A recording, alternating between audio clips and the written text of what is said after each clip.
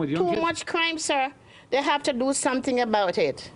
Well, that make you feel sad because you got young men. Tonight at 6, people who live in Miami Gardens are deeply troubled after 2 teenage boys were found shot to death in a car today. Thank you for joining us on air or streaming on CBS News Miami. Good evening. I'm Elliot Rodriguez. And I'm Naja Sherman, in tonight for Lauren Pastrana. CBS 4's Peter Dench joins us live from where those teens were found. And Peter, we understand that you have some new details in this case. That's right, Naja and Elliot. A source tells us that both boys were 17 years old, and at this point it is not clear why this happened. Officials say they were not enrolled in the Miami-Dade public school system. Now, we spoke with a lot of neighbors here, and they tell us they are on edge.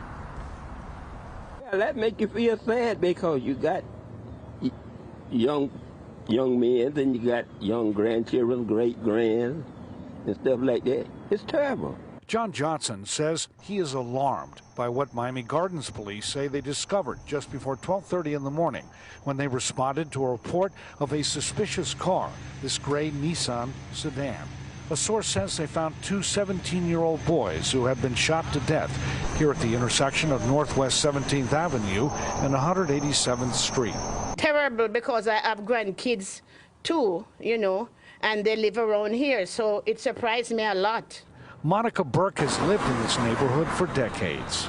It upset me a whole lot, It's upset me a lot, and I hope they find the killer. It's not clear if the teens were shot here. Several neighbors said this. But I didn't hear anything, and I usually hear gunshots if there's any. Alicia, a mother of 3 children, is worried. It's very crazy and kind of scary because as people living here, we didn't even hear anything that happened. So the fact that it happened so close to home is very scary. Too much crime, sir.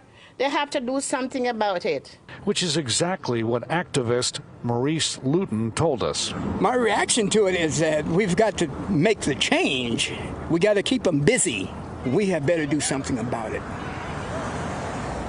And with something positive and something now. I have a youth skills center. I take the kids and I teach them how to do skills, I keep them off the streets.